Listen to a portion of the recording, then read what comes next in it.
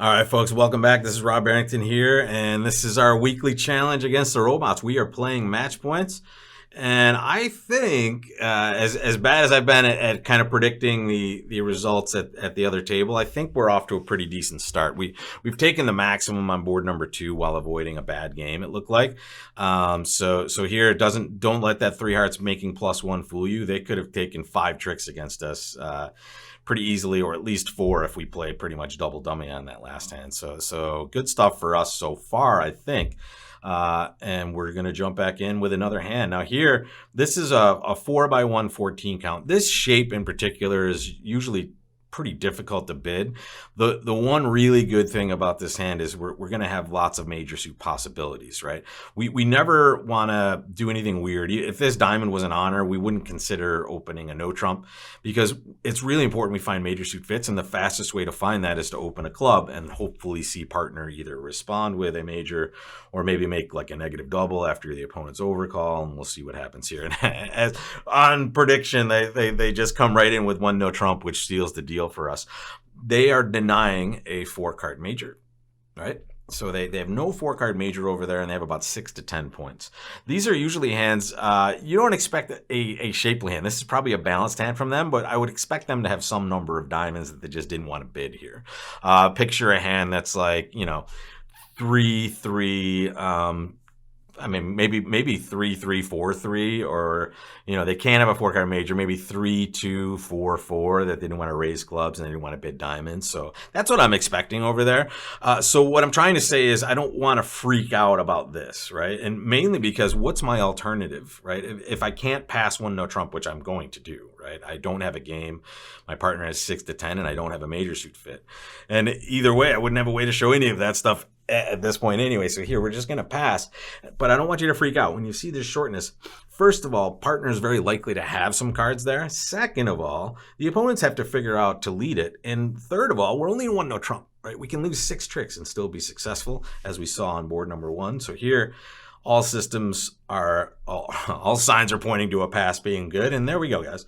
There's that nice diamond suit. And here, interesting lead, the 7 of clubs.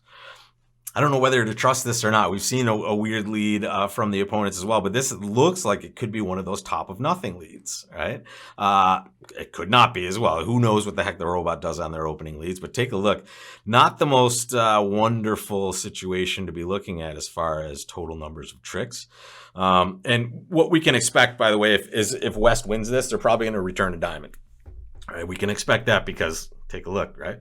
They can see a singleton in the dummy. So here, you might consider finessing for the jack, but the thing is you can still play the king now and finesse for the jack later. And I'm going to do this in a special way. I'm going to play the king. Okay, interesting. Right? We see that they duck. Doesn't mean the ace isn't here. In fact, the robots love to duck their honors. So I'm beginning to believe sometimes when they duck it, they're more likely to have it now. So here, I'm going to prepare a little bit and play the 10 of clubs. The reason I'm doing this is I'm unblocking, right? The 6 and the 8 are the same as the 10 and the 9.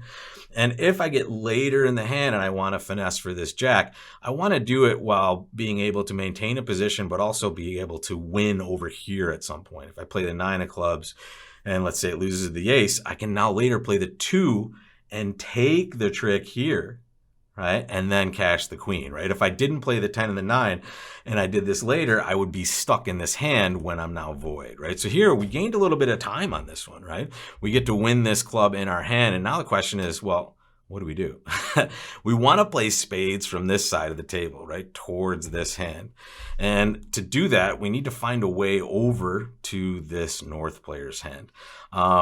There isn't a clear-cut way to do it. The only way that I can see is to play a heart. However, we might be able to bamboozle them a little bit by playing a diamond at this point. And I'm considering that, right?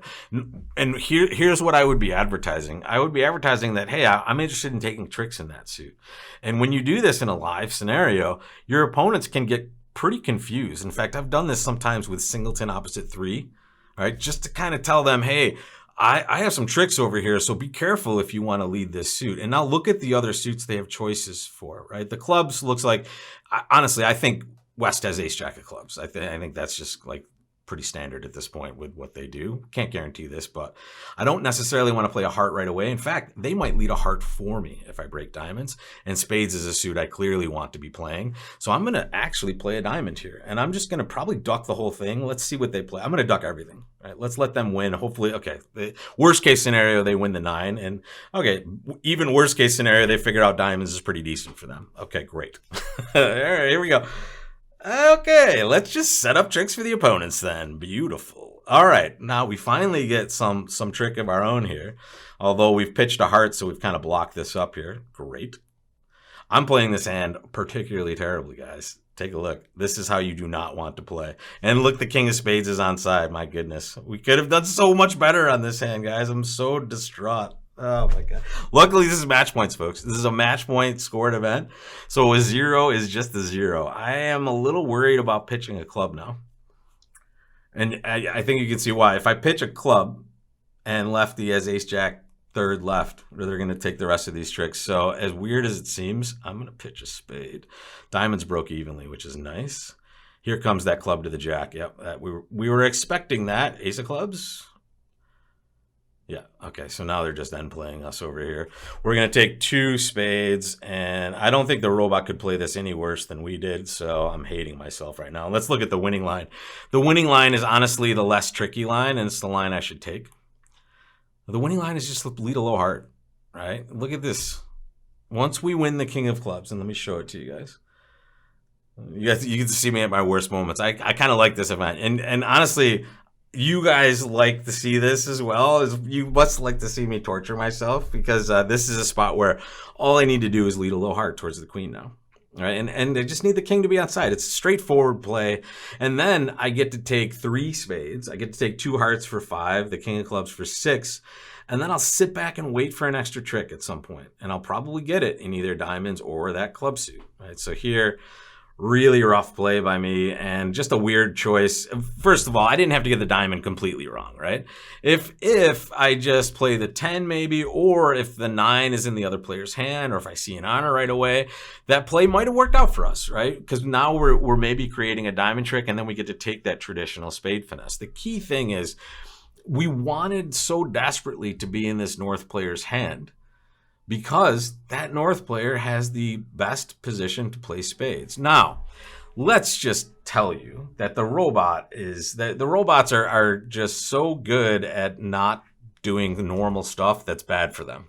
So the 6 of spades is the lead that everyone's making, right? I would know I'm getting a 0 on this board pretty much immediately, because I would expect every other player in that seat to lead the 6 of spades. Think about it. It went a club and no trump. Partner, we don't have majors, right? You have a 5-card major and then an entry in the diamond suit. Come on, robot. Come on, man. You got to play that 6 of spades for us. And now take a look at how awesome it is. It goes 6 of spades. We duck to the queen. Then we take another spade finesse, and then we save the marked spade finesse for later, when eventually we jump over there with that queen of hearts or some other play. So kind of gross here. Bad beat, obviously, as far as opening leads. The good thing is the robot is at the other table, so the best we're ever going to do on this is probably average, and we're probably getting a 0 on this one. Good thing, though, is that it is a match point scenario, so that's only one bad board, and we think we have at least one good board before this. So here, take a look. Oh, wow. Look at this hand. Take a moment, guys. Make your bid, and then I will jump in a few seconds. If you need a time, press pause. Tough spot, 3 hearts on your right. So, I mean, this is why preempts work so well. We have a hand that we're going to act with. In a tournament like this, this is, the perfect shape for a takeout double for sure.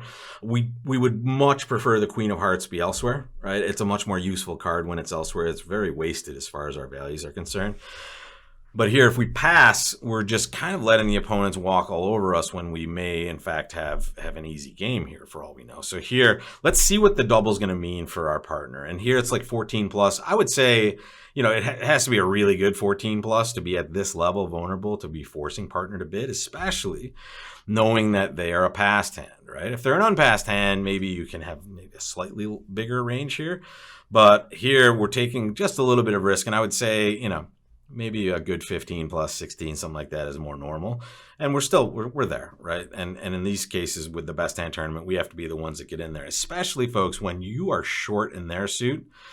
It is super important for you to be bidding because partner is now less likely to be short and they're less likely to stretch if it gets to them 3 hearts pass, especially now that we see that they are a passed hand. So here, when you have the shortness, it is important to get in there so you're willing to stretch just a little bit more in this spot. And here we're going to double, and now it goes, okay, now we've accomplished our job, right? We see that left-hand opponent has kind of furthered the preempt to 4 hearts, but now our partner has just bid 4 spades in front of them, and that's perfect. That's exactly what we want. We're tabling a really nice hand for them, and oh yeah, magic.